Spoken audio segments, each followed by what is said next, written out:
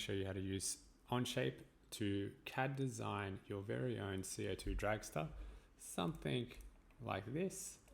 I'll be using some basic tools, but also getting you used to the key features of Onshape so that you can design your own CAD model or 3D model of a CO2 Dragster, so that when it comes time to model and fabricate your CO2 Dragster out of balsa wood, you'll have a guide to help you go there. All right, I'm actually going to be following a slideshow presentation I've shared. If you open up that slideshow and you do get stuck, you can refer back to this video and vice versa. So I'll move on to slide page 2. The three key components that I'm going to highlight here are the view cube in the top right hand corner.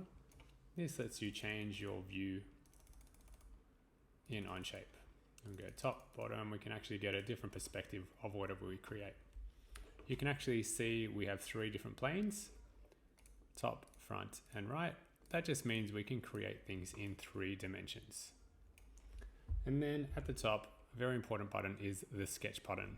I will refer to this throughout the whole project. So make sure you know where the sketch button is, know how to click on your different planes, and know how to change your perspective.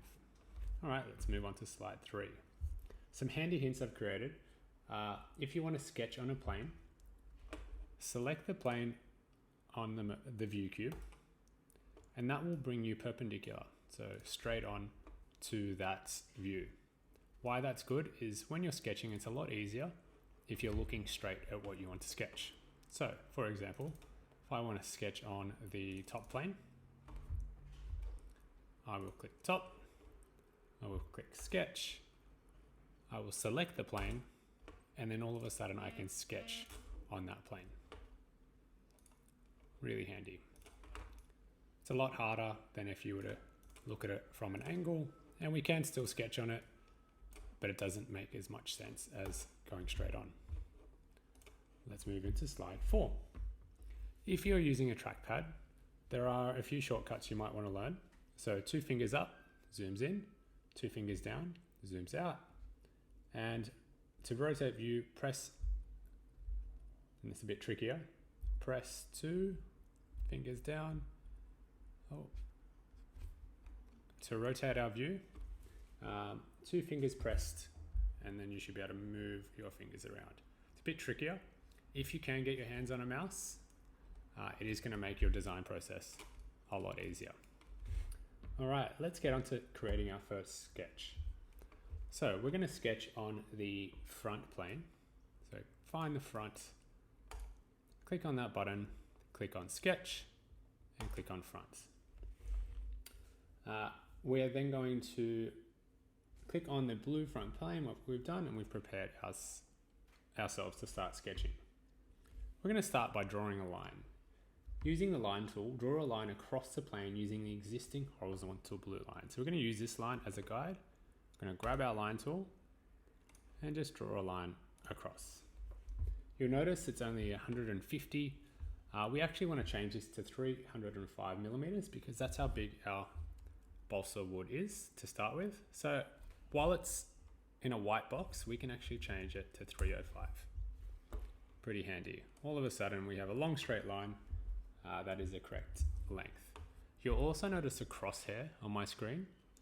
That represents that the tool is currently in action, our line tool that you see up here. If I want to get rid of that, press the escape button and I'll see my mouse cursor again.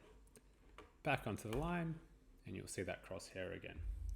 If I wanted to change the length of this line, I can double click on that length and change it to a different length, but I'm actually happy with 305. If I was to not have a length, I can use the dimension tool up here. And again, I can bring that length back. It's really important because you'll constantly want to change the length of your lines, and that just helps you in the design process. All right, I've actually done 2 slides in a row there, so I'm going to move on to creating your balsa wood wedge. Once we have our base, which is 305, we also know the rear length is 70 millimeters, so I'm going to draw a 70 millimeter high line. I'm also going to draw a 19 millimeter high line here. 19. Notice when I want to get rid of this tool for a moment, I just press escape. But if I want it back, I'll click on the line tool again. There we go. I've created a wedge very quickly. I've only had to add 3 dimensions, the 19, the 70, and of course, the 305 that we had earlier. And I'll bring that back just here. So now we have our first wedge. On to the next slide. Our handy hint here is if you click on the green tick, there we go, it will confirm your sketch. To re-enter your sketch at any time, you'll need to double click on that sketch. So if you accidentally get out of this, you'll notice it all goes grey. But we can double click on sketch 1 to bring you back in. You can make changes to this design at any time by re-entering the sketch. All right, next step, we are going to extrude a 3D wedge. Okay, this part's actually quite straightforward. We just need to select the face of our sketch, click on extrude up here, and we can actually change how thick it is. So all of a sudden we're going from 2 dimensions to 3 dimensions. We're going to create a new part there. We know it's 40 millimeters wide. That's how big our timber is. I'll click enter. Click on the green button, and we're starting to make some progress with our wedge. All right, next we're going to cut a hole for our canister. We're going to change our perspective this time, and we're going to go from the back, or in this case, the right view. Use the surface. You can see that if I click on it, I can turn it orange. This allows us to sketch directly on that face if I click on the sketch button. So now I'm actually sketching on a plane that is parallel to that back face. Click on the right button again, and I'm now sketching here. Now we're going to show you some handy hints. If I want to draw a circle, I can use the circle tool with the center point there. If I follow the line on the side, it actually helps me by noticing where the center of this vertical line is. If you go up, you can see it's right there. I can do the same across, and it'll notice it's right in the middle there. It tells you where the center point is and wants you to find it. If I then go down to the middle, because I've already found both, it tells me where the middle point is. And I can draw a circle right in the middle of that rectangle. Now, I can tell the computer that I want a circle that is 18 millimeters in diameter. Okay, so that's going to be the whole size for our CO2 Dragster canister. All right, but in fact, our circle needs to sit a little bit longer. It needs to sit 22 millimeters from the bottom. So I'm going to grab this dimension tool from the center to the bottom and write 22, but we're going to have a problem. The reason we have a problem is because the computer currently thinks that it needs to be 22 millimeters from the bottom, which it isn't, it's currently 35, but it also needs to sit on the center line here. Both of those things aren't possible, but I really want it to be 22 millimeters from the bottom, so I'm going to delete this, and it will actually go down. So now it's in the correct space. And in fact, I've done that wrong, so I'm going to redimension this, and it actually has to be from the edge of the circle to the base. And I'll go 22. But again, I'm unrestricted because I've gotten rid of those other limitations that we set earlier.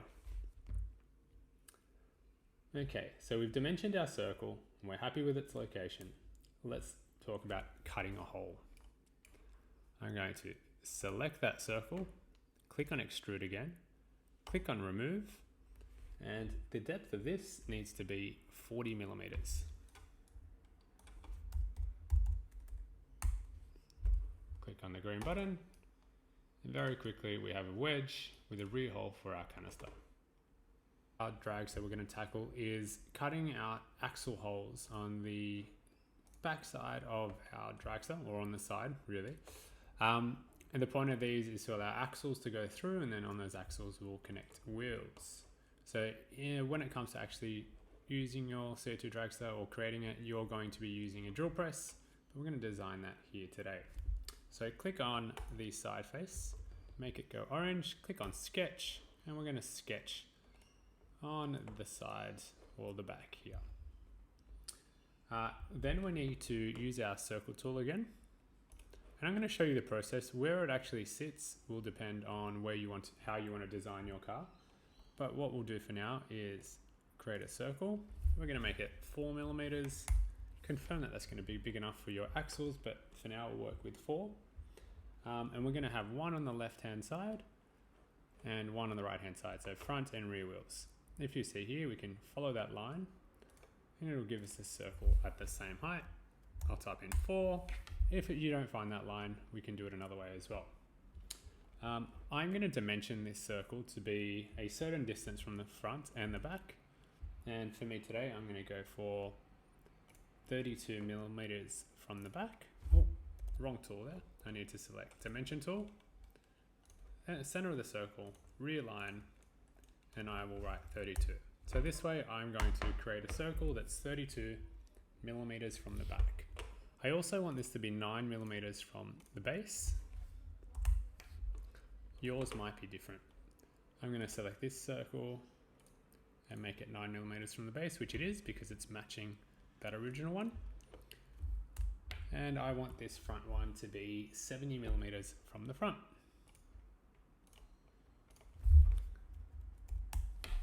Okay, we might change that later. If I do want to change it, I can simply go back into my sketch and then change values. Okay, but for now we'll leave it at 70. All right, we've got our dimensions for our axle holes. Now we need to select the inside of each hole. So if I select, making sure not to select the edge, but the actual inside. Go over to the other hole, select the inside. You'll notice they're both highlighted. Click on extrude and remove. And we want it to go all the way through, which is 40 millimeters in this case. You can make it go longer if you want, but as long as it's 40, it will cut all the way through. So now I've got axle holes, so I can pop in my axles, ready to race. All right, now we get to shaping our CO2 Dragster. Depending on the tools available, you might use a coping saw, a scroll saw, a band saw, depending on what's available. For our project, we'll be using coping saws because we have enough for each student, and also you'll have a chance to experiment with a hand tool in our wood tech room. So first thing we're going to do on our back view, which I've selected, is we are going to click on sketch. We're going to click on the face there. So we're going to start extruding on this face, or start sketching on this face. We're going to follow or use the line tool to just follow all the way around. Nice and easy. Why we do that is because we're going to create a shape in a second, and we want to be able to cut out around that shape, and you'll see what that looks like in just a second. So now we're going to use some other tools, and this is where it gets a bit, it's more about your design, but if you use the spline tool, or maybe you can use the line tool, or maybe even conic or 3-point arc, you can experiment with those. We can actually start shaping our CO2 Dragster. So I'll use this tool. I might want to have a shape that looks like this. Ooh, so once I connect a line for the spline tool, so 2 dots, I'll press escape.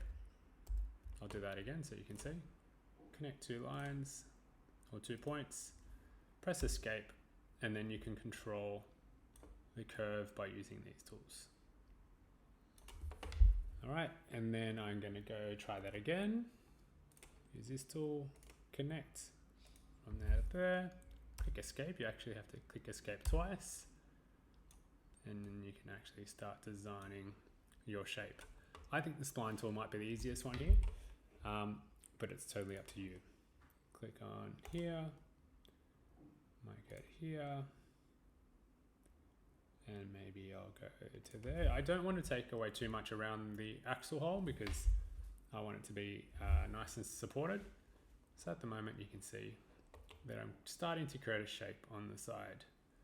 One from there, down to there, click escape.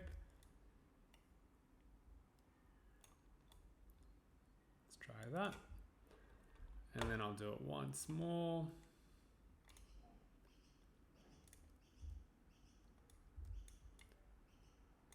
Like so. Okay, I've just used the spline tool there. If you're needing to meet certain dimensions, you might say, I want this to be 20 millimeters from the back. Okay, you might say you want at least 30 millimeter gap between those 2 points. You can use the dimension tool to be a bit more precise with your design, and it'll just shift around your spline. When you're happy with the side shape, click Escape. Click on the gaps between your outside shape and your sketch. And we're just going to cut it out nice and easily by clicking on the Extrude tool and remove. Okay, making sure it goes all the way through. It only has to be 40, but if you want to go further, you can see what that looks like. From the side, you can see our car starting to take shape. But on the top, it's still pretty basic. You can guess what's going to happen next. We're going to move on to the next step, which is sketching from the top or the bottom. What's important is that we need a flat surface. So in that case, we're going to go from this side, which is the bottom. And we're going to use this flat surface, which is on the base, to sketch from. So just like before, I'll click on this face. I will click Sketch. I'll make sure I can see everything. I'm going to draw around. This time you'll notice that I can only connect to lines that are on that bottom face. So I can't actually select anything over here. But if I follow that line, I can actually go past, follow there, and I just need to get all the way around, and it just needs to be bigger than my existing shape. Okay, we've got the outline for our base. And now we're going to use a different tool. We're actually going to use, because we want to be symmetrical from the bottom and the top, we're going to use a mirroring tool, but to mirror, we need a line all the way through the middle. And how I found that point was I grabbed the line tool, went to the middle, and drew all the way down. Now we're going to use the spline tool again. This time I'm going to make sure I leave some space near the axle hole. I'm going to make sure I've got 10 mil on each side, but I'll draw my lines first.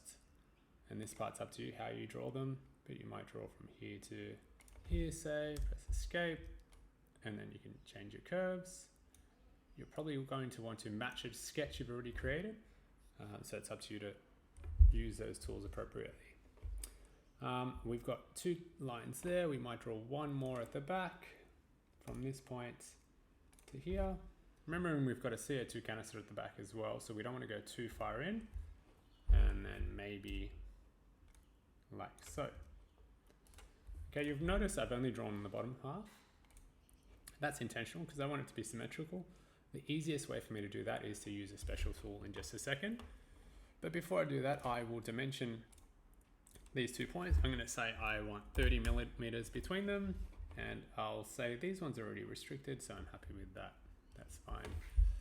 Now, if you notice, there are these little arrows pointing down. They just extend to all the other options we can use in terms of design, or the other tools that we have. So if I click on mirror, I then need to select a mirror line. That's the line that we're going to mirror across.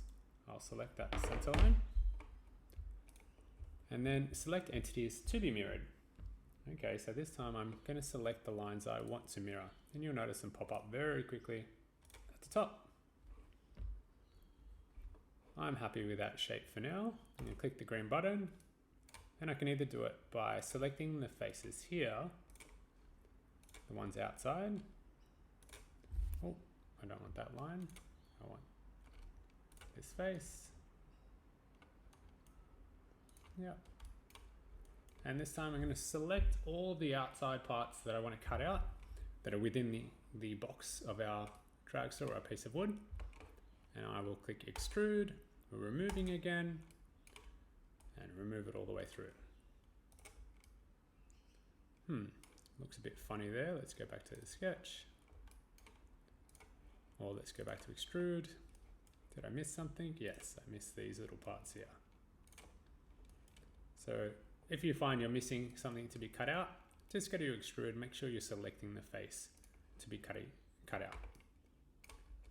And then you have it, our CO2 Dragster. Now yours will look similar, but I've done this a few times and it's always going to come out a bit different depending on what your design is and what your lines look like. But if you've got something like this, at least you know now the process to design your very own CO2 Dragster. The intention of this is to create a model that we can actually create a sketch from that will then let us cut out that sketch that we can paste onto our piece of timber, and we're going to end up fabricating out of using the tools in the workshop our very own CO2 Dragster to race. Okay. If you have any questions, be sure to see your teacher. They'll help you along, or refer to the PDF attached as well. Good luck.